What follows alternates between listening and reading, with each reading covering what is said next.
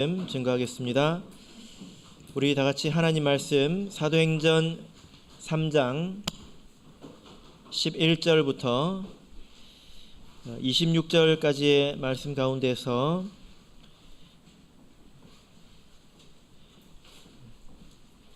(21절까지만) 우리 읽어보도록 하겠습니다. 사도행전 3장 11절부터 21절까지의 말씀을 저와 여러분이 한 절씩 교독하도록 하겠습니다. 11절. 나은 사람이 베드로와 요한을 붙잡으니 모든 백성이 크게 놀라며 달려 나아가 솔로몬의 행각이라 칭하는 행각에 모이거늘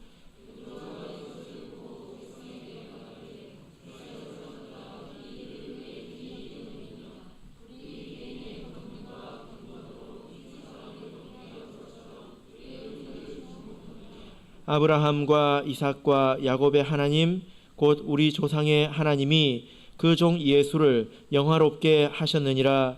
너희가 저를 넘겨주고 빌라도가 놓아주기로 결단한 것을 너희가 그 앞에서 부인하였으니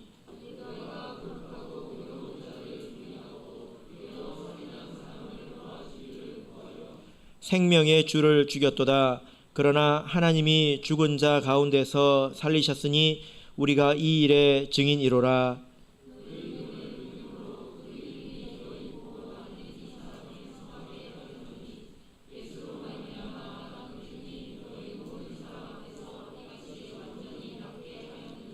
형제들아, 너희가 알지 못하여서 그리하였으며 너희 관원들도 그리한 줄 아노라.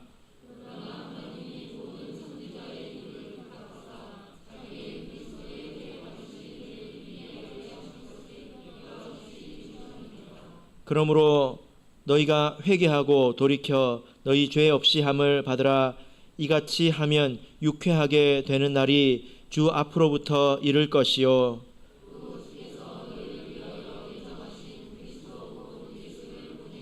같이 읽겠습니다. 하나님이 영원 전부터 거룩한 선지자의 입을 의탁하여 말씀하신 바 만유를 회복하실 때까지는 하늘이 마땅히 그를 받아두리라. 아멘.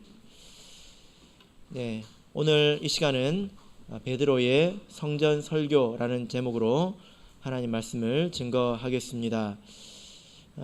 우리는 성경을 볼 때 모든 사람에게서 교훈을 얻을 수 있어야 합니다. 잘하는 사람에게는 잘하는 것을 배워야 되고 또 문제가 있는 사람에게는 또 우리가 실수하지 말아야 될 것을 또 배우지요. 이렇게 우리는 잘 배울 줄 알아야 합니다. 어떤 분이 천재와 바보를 이렇게 정의를 하셨더라고요. 여러분들은 천재가 되고 싶으십니까? 아니면 바보가 되고 싶으십니까? 예, 천재까지는 안 바래도 그분이 뭐라고 정의를 했냐면 바보를 옆에 두고서 바보에게서도 배우는 사람이 천재이고 천재를 옆에 두고서 천재에게도 배우지 못하는 사람이 바보다. 이렇게 이야기를 하더라고요.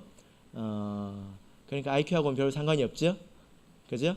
예, 우리가 모든 것에서 배울 수 있다면 우리가 더욱더 지혜로워질 것입니다. 우리가 지난 시간에 이 성전에서 안진뱅이를 일으킨 사건, 이것을 2시간에 걸쳐서 살펴봤는데 한 번은 사도의 입장에서, 한 번은 안진뱅이의 입장에서 우리가 살펴보았습니다. 그래서 우리가 이 말씀을 읽을 때에 나는 사도처럼 이렇게 항상 기도하는 삶을 살고 있는가, 그리고 나는 사도들처럼 우리를 보라 이렇게 말할 수 있는가 생각을 해볼 수 있는 거죠. 그리고 또 반면에 안진뱅이에게서도 배울 수 있지 않습니까? 이 사람은 하나님의 성전을 코앞에 두고 하나님 코앞에서 돈만 바라보고 살았구나, 또 원망하고 살았구나. 그리고 이 사람이 나중에는 예배의 영성이 회복되지 않았습니까? 내 예배의 영성은 이렇게 회복되고 있는가? 이렇게 생각해 볼 수가 있어야 되는 것입니다. 이 일 이후에, 이 안진뱅이가 일어난 사건 이 일 이후에 베드로가 설교할 기회를 얻게 됩니다. 그래서 어떻게 해서 베드로가 설교를 하게 되었는지, 또 어떤 내용으로 말씀을 전했는지 우리 같이 보도록 하겠습니다. 자, 11절, 12절 다시 한번 읽겠습니다. 자, 11절, 12절 읽겠습니다. 시작. 나은 사람이 베드로와 요한을 붙잡으니 모든 백성이 크게 놀라며 달려나아가 솔로몬의 행각이라 칭하는 행각에 모이거늘 베드로가 이것을 보고 백성에게 말하되 이스라엘 사람들아 이 일을 왜 기이 여기느냐 우리 개인의 권능과 경건으로 이 사람을 걷게 한 것처럼 왜 우리를 주목하느냐. 예. 자, 이 말씀을 보니까 나은 사람이 베드로와 요한을 붙잡았다 이렇게 말씀을 하고 있습니다. 여러분, 이 사람이 왜 베드로와 요한을 붙잡았을까요? 한번 그 이유를 생각해 보시길 바랍니다. 아마 평생 꿈도 꾸지 않았던 그런 일이잖아요. 이렇게 다리가 온전해진다고 하는 것은 그렇게 일어났습니다. 근데 이 사람은 왜 베드로와 요한을 붙잡았을까요? 여기에는 이유가 있죠. 그죠? 안진뱅이가 나았다라는 것은 아주 큰 표적입니다. 어떤 표적입니까? 이사야서의 말씀을 통해서 이것은 메시아의 표적이라는 것을 우리가 알 수 있습니다. 그러니까 나았으니까 땡이다. 나았으니까 이제 다 됐다. 이게 아니죠. 나았으니까 평생 못 해봤던 돈도 벌고 여행도 가고 결혼도 하고 이제 이것저것을 해야지. 만약에 그런다면 이상한 사람이죠. 지금 자기 눈앞에 누가 있습니까? 메시아가 있는 것입니다. 메시아를 만날 수 있는 그런 길이 있다는 것입니다. 그래서 어떻게 해서 이런 일이 일어났는지, 정말 메시아가 온 것인지 이것을 알아봐야 되지 않겠습니까? 한번 여러분 생각해 보십시오. 여러분 같으면, 여러분이 이 안진뱅이라면 아마 일평생에 그 소원을 이루었다면 이렇게 붙들 것 같습니까? 아니면 제 갈 길로 가시겠습니까? 어떻게 하실 것 같아요? 그냥 가면, 제가 아까 이상한 사람이라고 그랬는데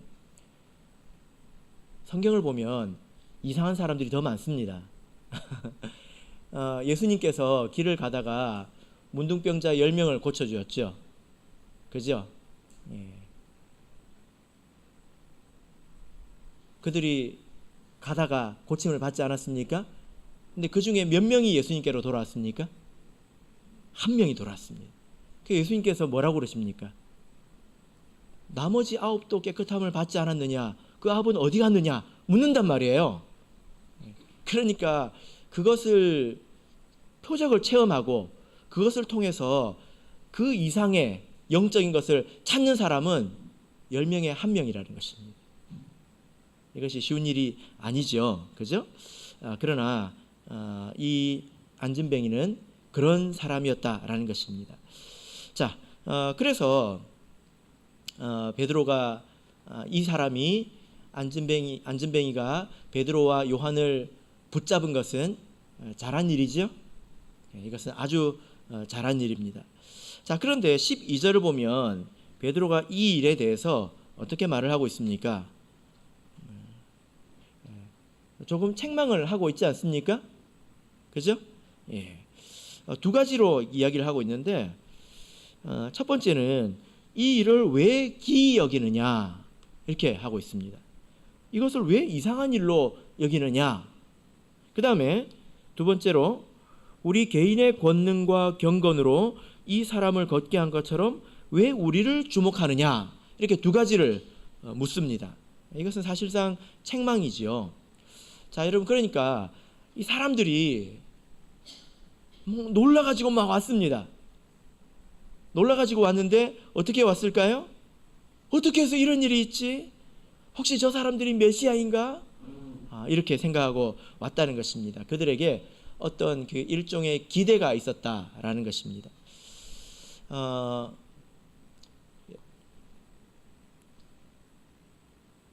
베드로가 왜 책망을 했을까요?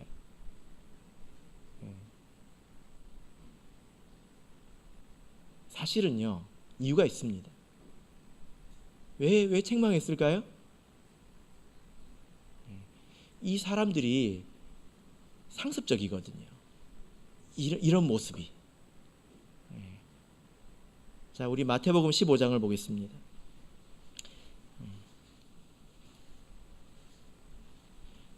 마태복음 15장 30절 보겠습니다. 30절, 31절.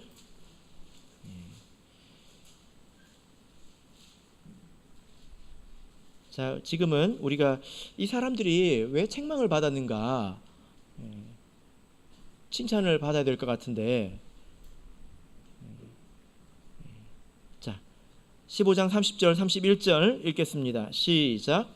큰 무리가 절뚝발이와 불구자와 소경과 벙어리와 기타 여럿을 데리고 와서 예수의 발 앞에 두매 고쳐주시니, 벙어리가 말하고 불구자가 건전하고 절뚝발이가 걸으며 소경이 보는 것을 무리가 보고 귀히 여겨 이스라엘 하나님께 영광을 돌리니라.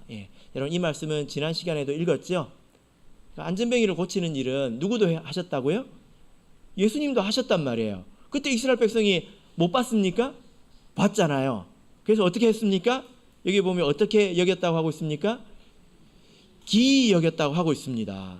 그리고 하나님께 영광을 돌리니라 이렇게 말씀하고 있죠. 여기까지 되게 좋아 보이지 않습니까? 근데 우리는 이 뒷모습을 알고 있잖아요. 이 사람들이 예수님을 십자가에 못 박았어요. 그죠? 이 사람들이 예수님이 십자가에 못 박았습니다. 그리고 나서 이 제자들이 안진뱅이를 고치니까 또 기이 여기면서 나왔단 말이에요. 만약에 이런 일이 없었다면, 누가 이런 일을 체험하고 표적을 보고 막 놀라서 나왔다면 아마 베드로가 좋은 말로 복음을 전했을 것입니다. 마땅히 들어야 될 것을 전했을 거예요. 근데 사실 이 사람들이 이렇게 놀라면서 나오는 것이 예전에도 그랬던 적이 있었다는 것입니다. 그렇게 놀라면서 나와놓고 나중에 뭐 했습니까? 십자가에 못 박아버렸죠. 베드로가 알고 있는 것입니다. 여러분, 한번 그러면 우리가 생각을 해보십시다. 우리는 배워야 되잖아요. 메시아의 표적입니다. 여러분, 나면서 안진뱅이 단 사람이 일어날 수가 있습니까? 절대 없어요. 그죠? 안 그래요? 근데 그걸 보고 어떻게 십자가에 못 박을 수 있을까요? 여러분, 한번 설명해 보세요. 그걸 보고 그 일을 행한 분을 어떻게 십자가에 못 박을 수 있냐고요. 이게 설명하실 수 있겠습니까? 근데 그것이 사실이죠. 그죠? 사실 사람이 그렇습니다. 사람이 다 앞뒤가 맞아야 사람이 아니죠.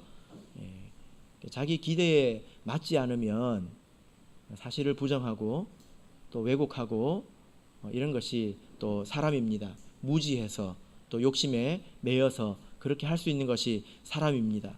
그 사람들은 사실 예수님을 바라볼 때 어떻게 바라봤냐면요, 자기의 기대를 가지고 바라봤지 하나님의 뜻으로 예수님을 바라본 게 아니에요.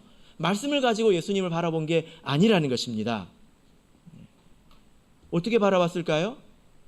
자기의 기대를 가지고 본 거예요.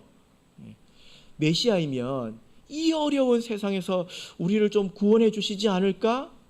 이 로마의 그 압제에서 세금도 좀 면해주고 또 다윗의 제국의 영광을 일으켜서 우리가 좀 잘 살 수 있지 않을까? 여러분, 그때 당시는 굉장히 살기 힘든 시절이었습니다. 우리나라 또 그런 적이 있었잖아요. 다른 나라의 지배를 받았을 때 얼마나 힘들었습니까? 근데 2000년 전에 그런 일을 당했다면 얼마나 더 힘들었겠습니까? 그러니까 그 사람들이 사실 메시아를 기다리죠. 힘드니까. 그죠? 그런데 예수님께서 와가지고 처음에 막 이제 안전뱅이를 일으키고 이럴 때는 좋았는데 자기의 기대를 만족시켜 주시는 것이 아니라 계속 뭐 하고 있습니까? 요즘 말로 내부 총질이라고 해요. 내부 총질. 계속 자기 백성들만 꾸짖는 거예요. 예수님이. 아니 메시아가 와가지고 로마에서 모세처럼 우리를 구원해주고 우리나라를 바로 세워주고 그렇게 좀 편하게 행복하게 해줘야 되는데 계속 안에서 그 꾸짖기만 하는 겁니다. 성전에 와가지고 뭐합니까? 성전 막 뒤엎고 막 그러고만 있죠. 그러니까 그분이 무엇을 하셨는지 그 일이 어떤 의미가 있는지 잊어버리고 못 박은 것이 이 사람들입니다. 그 사람들이 똑같은 그 놀라움으로 베드로 앞에 나왔을 때 베드로가 어떤 마음이 들었을까요? 막 칭송해주고 높여주고 막 올라가서 이야기하라고 하니까 기분이 좋았을까요? 저 인간들 저러다가 예수님 못 박았지. 저러고 나서 예수님 못 박았지. 자기 기대에 맞지 않으니까 못 박았지. 베드로가 알고 있었다는 것입니다. 그러니까 베드로가 이렇게 꾸짖은 거죠. 그죠? 사실은 이런 심리가 지금도 있습니다. 사람들이 그 슈퍼맨을 좋아하잖아요. 뭐 히어로물이라고 하는데 사실 말도 안 되는 이야기입니다. 뭐 사람이 옷을 입고 막 날아다니고 막 건물 사이를 막 뛰어다니고 말도 안 되는 것들을 요즘 사람들이 왜 좋아할까요? 왜 좋아할까요? 그런 일이 있었으면 좋겠다는 것입니다. 누가 와서 좀 구해줬으면 좋겠다는 거예요. 내 바람을 좀 들어줬으면 좋겠다는 것입니다. 여러분들에게는 그런 마음이 없으십니까? 그런 마음 자체가 잘못된 것은 아니지만 그러나 거기에 머물러 있으면 예수님을 십자가에 못 박을 수도 있는 그런 사람이 되는 것입니다. 그러니까 우리가 이런 그 표적을 보고 이런 말씀을 보았을 때 하나님 말씀으로 그것을 이해해야 되는데 순전히 자기의 기대만 가지고 쳐다보는 거예요.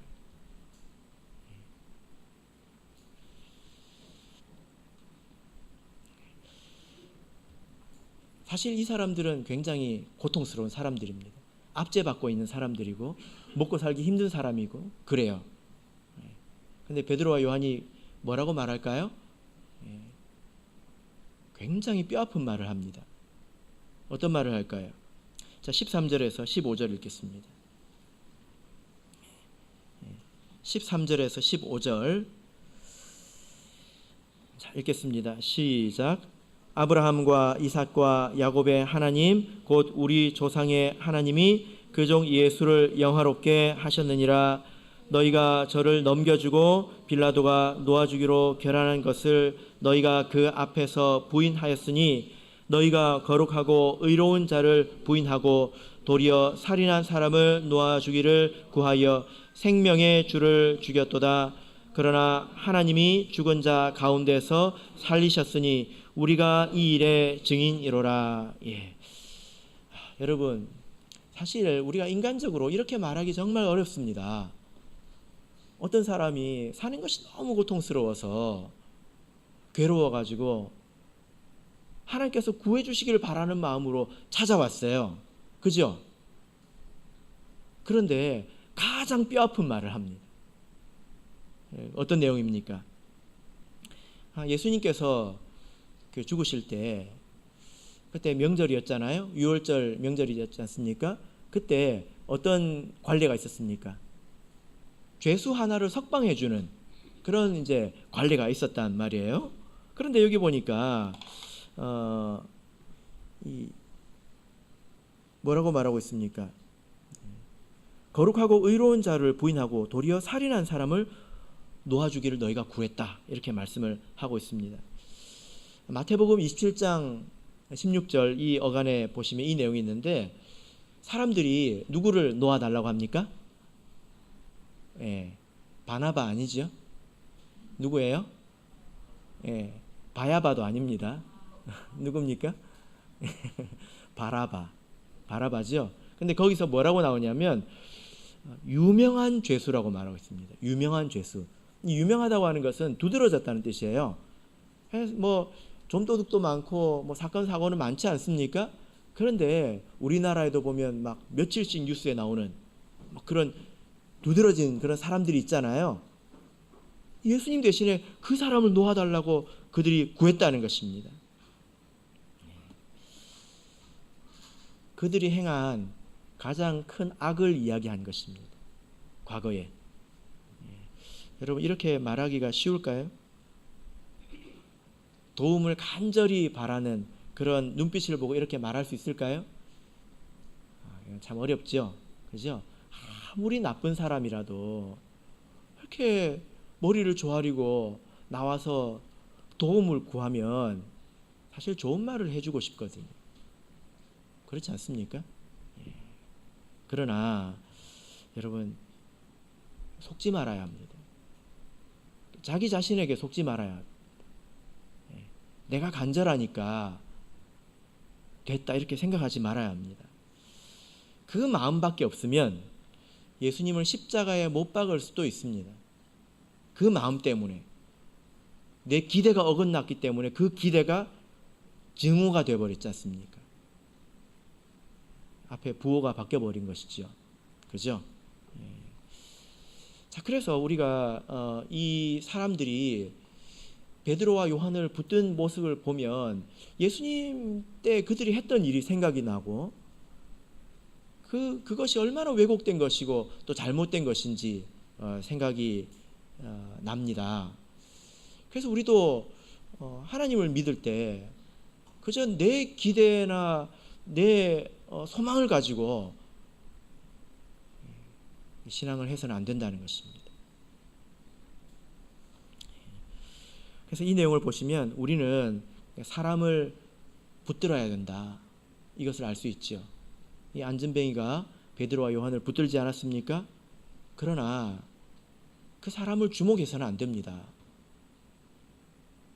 그 사람을 통해서 하나님의 뜻을 배우고 깨달아야 되는 것 아니겠습니까?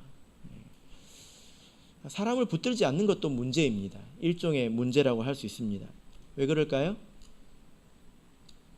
왜 그럴까요? 하나님은 사람을 통해서 역사하시기 때문이죠. 그죠? 제가 문제를 하나 내보겠습니다. 그 마태복음 13장에 가라지의 비유가 있습니다. 어떤 사람이 자기 밭에 좋은 씨를 뿌렸죠. 그죠? 그 좋은 씨는 무엇을 말할까요? 무엇입니까? 말씀입니까? 복음입니까? 원경자매님, 마스크 안에서 말씀이라고 했죠 지금. 예. 거기 보면 마태복음 13장 38절에 보면 좋은 씨는 천국의 아들들이요 이렇게 말하고 있습니다. 천국의 아들들이요. 맞습니까? 지금 제 뒤에 나오고 있습니까? 안 나옵니까? 마태복음 13장 38절을 보면 좋은 씨는 천국의 아들들입니다. 사실은 좋은 씨는 말씀 그리고 복음 맞습니다. 틀린 거 아니에요. 그런데 여러분 말씀이 어디에 있습니까? 말씀이 어디서 나옵니까? 사람의 입에서 나오잖아요. 그죠? 사람이 없으면 복음이 없는 것입니다. 그래서 우리가 사람을 통해서 말씀을 듣고 사람을 통해서 하나님을 보게 되는 것입니다. 그러나 만약 어떤 사람이 사람을 보고 그 사람이 슈퍼맨처럼 내 인생을 위기에서 구해주고 또 교회를 온전하게 세워주고 모든 것을 다 바로잡아 줄 것처럼 생각하고 의지하는 것은 그것은 잘못하는 것이죠. 그죠? 우리는 어떻게 해야 됩니까? 말씀을 듣고 깨달아야 되는 것입니다. 자, 본문으로 돌아가겠습니다. 사도행전 3장 18절에서 20절. 자, 이제 베드로와 요한이 전한 복음에 대해서 살펴보도록 하겠습니다. 가끔 저는 혼자 이런 생각을 해봅니다. 왜 그런 생각을 하는지 모르겠는데 서동교회 가서 설교를 하는 거예요. 예, 어떻게 기회가 생겼다. 예, 저기 수영로 교회 가서 설교를 하는 것입니다. 그러면 내가 뭐라고 말을 해야 될까 생각을 해봅니다. 사실 이것은 엄청난 찬스잖아요. 하나님께서 안진뱅이를 일으키는 이런 기적을 주셔가지고 사람들의 귀를 열어주신 거지 않습니까? 예, 이건 아주 큰 기회입니다. 그때 베드로는 뭐라고 말했을까? 예, 자, 우리 18절부터 20절 보겠습니다. 자, 18절에서 20절 읽겠습니다. 시작. 그러나 하나님이 모든 선지자의 입을 의탁하사 자기의 그리스도의 해 받으실 일을 미리 알게 하신 것을 이와 같이 이루셨느니라. 그러므로 너희가 회개하고 돌이켜 너희 죄 없이 함을 받으라. 이같이 하면 유쾌하게 되는 날이 주 앞으로부터 이를 것이요 또 주께서 너희를 위하여 예정하신 그리스도 곧 예수를 보내시리니. 예. 자, 이것이 이제 26절까지 이어지게 됩니다. 그러니까 이 기적이라고 하는 것은 이 종과 같습니다. 종을 치면 사람들이 다 주목을 하죠. 그죠? 사람들의 마음을 열게 합니다. 한번 생각해 보시길 바랍니다. 지금 이 한낱 갈릴리 어부들이 성전에 와서 이야기한다면 누가 들어주겠습니까? 제가 밖에 나가서 이야기하면 누가 들어줄까요? 아무도 안 들어줄 거예요. 그러나 하나님께서 이렇게 종을 쳐주시니까 이렇게 말할 수 있는 기회가 생겼죠.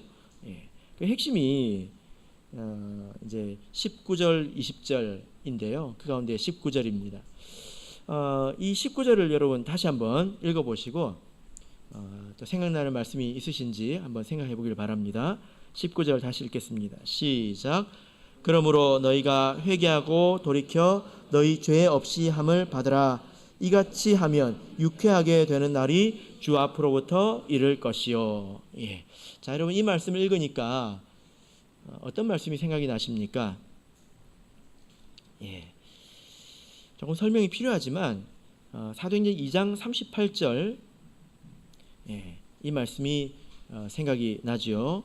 우리가 잘 아는 말씀입니다. 베드로가 가로되 너희가 회개하여 각각 예수 그리스도의 이름으로 세례를 받고 죄 사함을 얻으라. 그리하면 성령을 선물로 받으리니. 예. 자, 여기서 보면 회개하고 돌이켜 너희 죄 없이 함을 받으라. 이것은 세례에 관한 그런 말씀이죠. 자, 그러면 여기서 유쾌하게 되는 날은 무엇일까요? 만약에 회개하고 돌이켜서 죄 없이 함을 받으면 유쾌하게 되는 날이 너희에게 이를 것이다. 여러분 지금 유쾌하십니까? 네, 저만 유쾌합니까? 유쾌하게 되셨습니까? 예, 이 유쾌라는 말 사실 읽어보면 이게 도대체 무엇을 뜻하지? 예수님의 재림을 말하는 것인가? 그러면 우리가 천국 가면 유쾌할 테니까 그런 뜻인가? 이렇게 생각할 수밖에 없죠. 그래서 이런 표현은 연구가 좀 필요합니다. 그래서 제가 원문을 찾아보니까 이 유쾌라는 말이 말의 본래 뜻은 호흡의 회복입니다. 호흡의 회복. 다시 숨쉬다 이렇게 돼 있어요. 그래서 영어 성경 보면 리프레시라고 있습니다. 다시죠. 리프레시. 그래서 그게 숨을 안 쉬다가 숨을 딱 쉬면 상쾌하잖아요. 상쾌. 그래서 여기서는 또 유쾌 이렇게 표현을 했습니다. 하지만 본래 뜻은 호흡이 회복된다는 것입니다. 단어의 본래 뜻이 그래요. 그러니까 우리가 회개하고 돌이켜 죄 없이 함을 받으면 호흡이 회복된다는 것입니다. 이게 무슨 말일까요? 자, 우리 요한복음 20장을 보겠습니다. 앞으로 몇 장을 넘기시면 요한복음 20장 22절을 보겠습니다.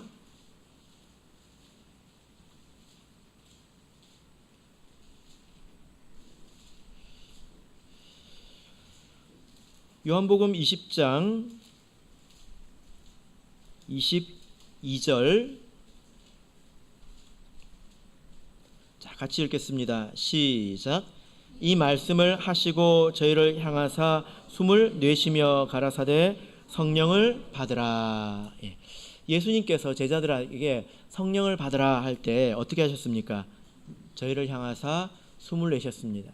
이 말씀도 제가 읽을 때 예수님께서 저는 이렇게 머릿속에 어떤 그 생각이 들었냐면 꼭 한숨을 쉬신 것 같은 그런 생각이 들었어요. 옛날에는 아이고, 숨을 내쉬면서 아이고, 성령 좀 받아라, 뭐 이런 것인가 이렇게 생각을 했습니다.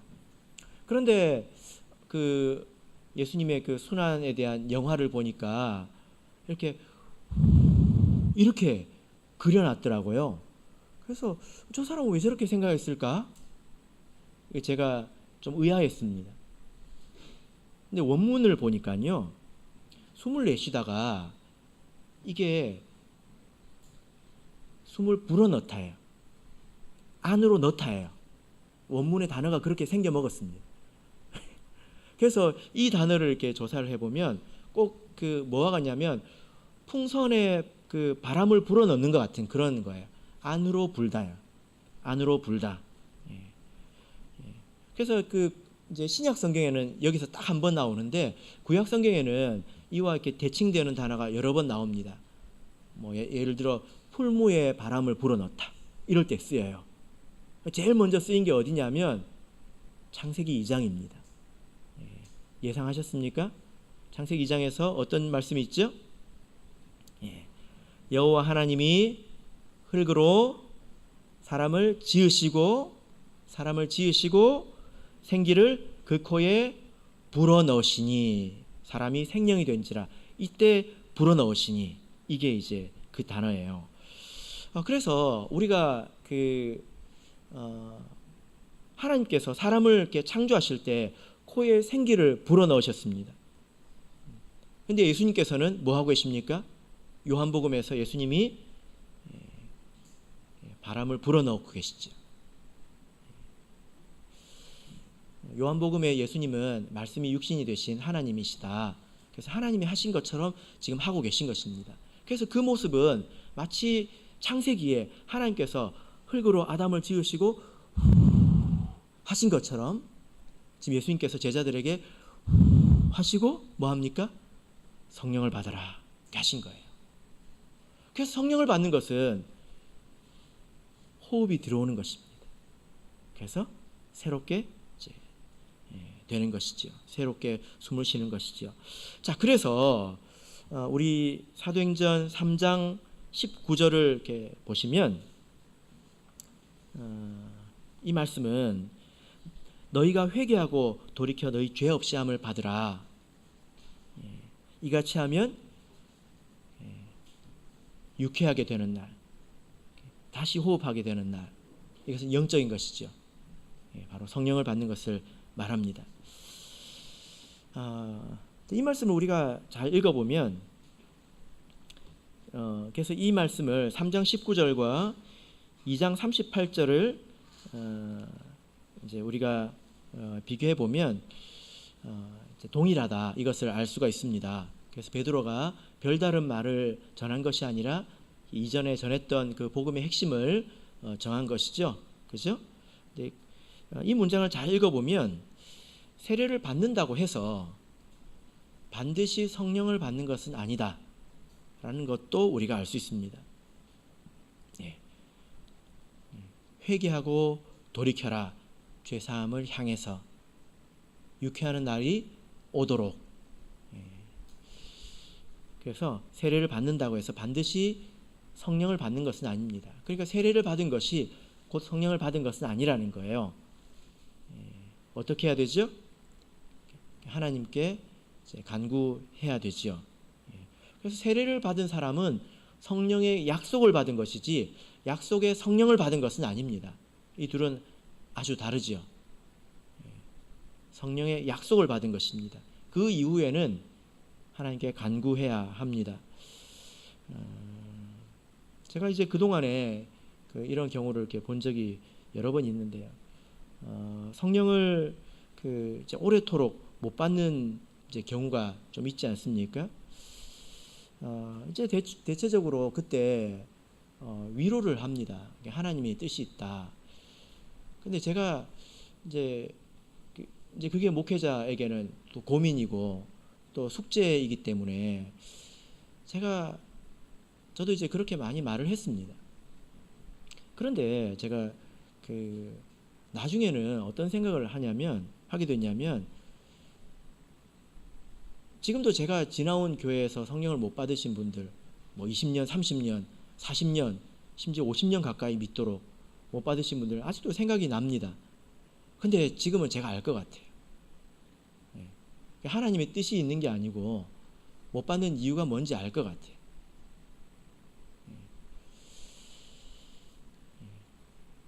대략의 이유가 있는 것 같습니다. 그래서 거기는 뭐 일반화시켜서 말을 할 수는 없지만, 만약에 제가 그분들을 다시 이렇게 만난다면 성령을 구하지 말고 못 받는 이유에 대해서 하나님께 지혜를 구하라고 말할 것 같아요. 자, 이제 22절에서 26절을 보겠습니다. 22절에서 26절, 자, 같이 읽겠습니다. 시작. 모세가 말하되 주 하나님이 너희를 위하여 너희 형제 가운데서 나 같은 선지자 하나를 세울 것이니 너희가 무엇이든지 그 모든 말씀을 들을 것이라. 누구든지 그 선지자의 말을 듣지 아니하는 자는 백성 중에서 멸망받으리라 하였고, 또한 사무엘 때로부터 오므로 말한 모든 선지자도 이 때를 가리켜 말하였느니라. 너희는 선지자들의 자손이요 또 하나님이 너희 조상으로 더불어 세운 언약의 자손이라. 아브라함에게 이르시기를 땅 위의 모든 족속이 너의 씨를 인하여 복을 받으리라 하셨으니, 하나님이 그 종을 세워 복 주시려고 너희에게 먼저 보내사 너희로 하여금 돌이켜 각각 그 악함을 버리게 하셨느니라. 예. 자, 이것이 설교의 결말이죠. 그죠? 하나님께서 모든 민족에게 복을 주시기 위해서 먼저 유대인들을 택하셨다. 그러므로 너희는 먼저 악을 버리라. 이렇게 말씀을 하고 있습니다. 이것은 사도행전 2장 40절과 대칭되죠.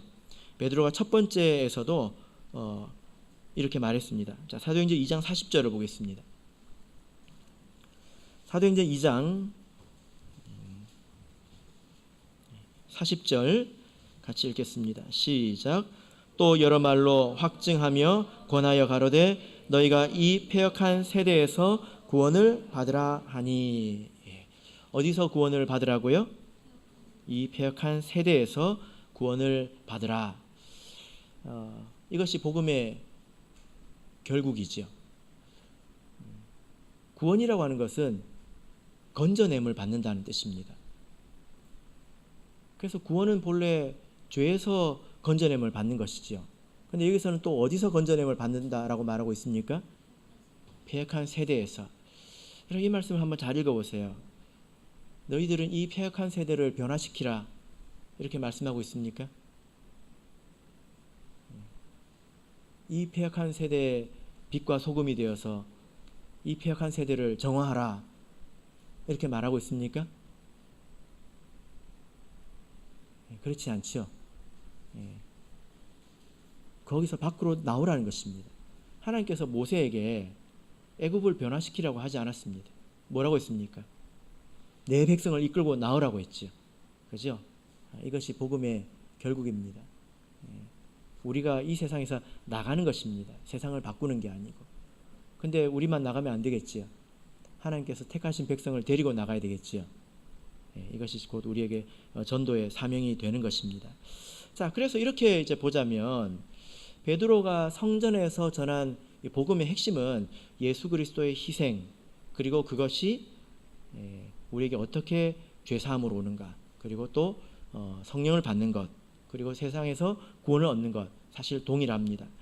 그래서 사도행전을 볼 때, 사도행전이 그 신약의 유일한 역사서이지 않습니까? 교회의 전승이 이제 기록이 되어 있는데, 사도행전을 볼 때 가장 중요한 문제 중에 하나는 그들이 전하는 복음이 계속 일치된다는 거예요.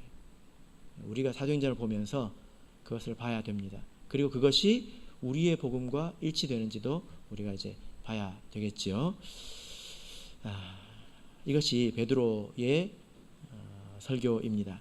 바라옵기는 이 말씀을 통해서 우리가 이렇게 하나님 앞에 나올 때 이 사람들처럼 나오지 말아야 되겠습니다. 그리고 복음을 우리 마음속에 굳게 새겨야 되겠습니다. 우리 다 같이 찬송하겠습니다. 340장 다 같이 찬송하겠습니다.